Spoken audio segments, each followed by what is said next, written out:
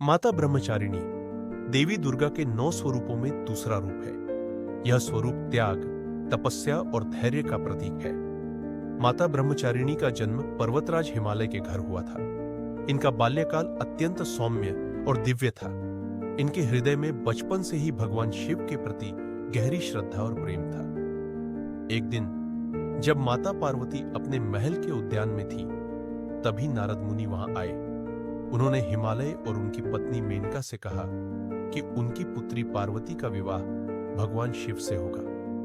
माता पार्वती ने यह सुनते ही मन शिव को पति रूप में स्वीकार कर लिया। नारद मुनि की बात सुनकर माता पार्वती ने संकल्प लिया कि वे कठोर तपस्या करके भगवान शिव को प्रसन्न करेंगी। माता पार्वती महल छोड़कर घने जंगलों में चली गई। उन्होंने कई वर्षों तक घोर तपस्या की। माता पार्वती ने पहले वर्षों तक केवल फल फूल खाकर तपस्या की। फिर उन्होंने केवल पत्तों का सेवन करना शुरू किया। धीरे धीरे उन्होंने जल और भोजन का त्याग कर दिया और केवल हवा पर ही निर्भर रहने लगी। उनकी कठिन तपस्या से तीनों लोकों में हलचल मच गई। देवताओं ने माता पार्वती की कठोर तपस्या देखी और चिंतित हुए। उन्होंने भगवान शिव से अनुरोध किया कि वे पार्वती के समर्पण को स्वीकार करें। भगवान शिव ने माता पार्वती की परीक्षा लेने का निश्चय किया।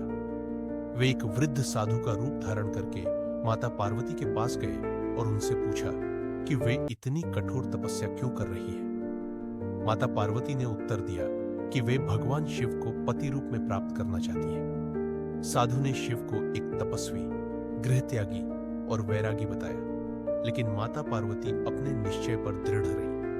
माता पार्वती की अडिग भक्ति से प्रसन्न होकर भगवान शिव ने अपने वास्तविक स्वरूप में प्रकट होकर उन्हें वरदान दिया।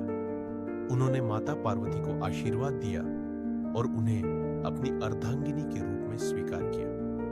भगवान शिव के स्वीकार करने के बाद माता पार्वती के महल में विवाह की तैयारियां शुरू हो गई। देवताओं, अर्षियों और समस्त लोकों के प्राणियों ने इस शुभ अवसर को देखने के लिए एकत्रित हुए।